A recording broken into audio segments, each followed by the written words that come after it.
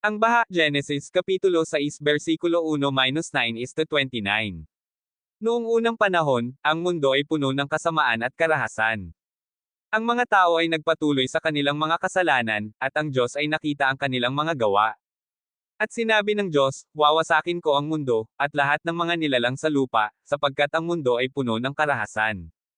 Ngunit may isang tao na nakalugod sa Diyos, si Noe. Siya ay isang matuwid at walang danges na tao, at siya ay naglakad na kasama ng Diyos. At sinabi ng Diyos kay Noe, gawin mo ang isang arka, at dalhin mo sa loob nito ang iyong asawa, at ang iyong mga anak na lalaki, at ang mga asawa ng iyong mga anak na lalaki, at ang mga hayop, at ang mga ibon, at ang mga gumagalaw sa lupa, at ang mga nilalang sa dagat. At ginawa ni Noe ang arka, at tinipon niya ang mga hayop, at ang mga ibon, at ang mga gumagalaw sa lupa, at ang mga nilalang sa dagat. At pumasok sila sa arka, at ang Diyos ay nagsara ng pinto sa likuran nila. At nangyari na ang mga bukal ng kalaliman ay bumukas, at ang mga bintana ng langit ay nabuksan, at umulan sa lupa sa loob ng 40 araw at 40 gabi. At ang baha ay tumindi sa lupa, at ang lahat ng mga nilalang sa lupa ay namatay.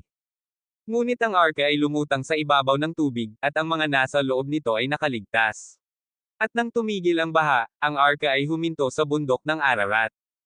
At lumabas si Noe at ang kanyang pamilya, at ang mga hayop, at ang mga ibon, at ang mga gumagalaw sa lupa, at ang mga nilalang sa dagat.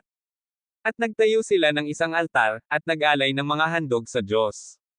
At sinabi ng Diyos, hindi ko nawawasakin ang mundo sa pamamagitan ng baha, at hindi ko nagagawin ang mga bagay na ito sa mga tao at sa mga hayop.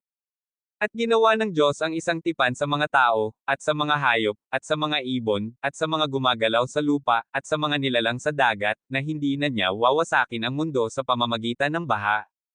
At ito ang tanda ng tipan, ang bahaghari sa langit, na nagpapaalala sa mga tao ng pag-ibig at pagtitiwala ng Diyos.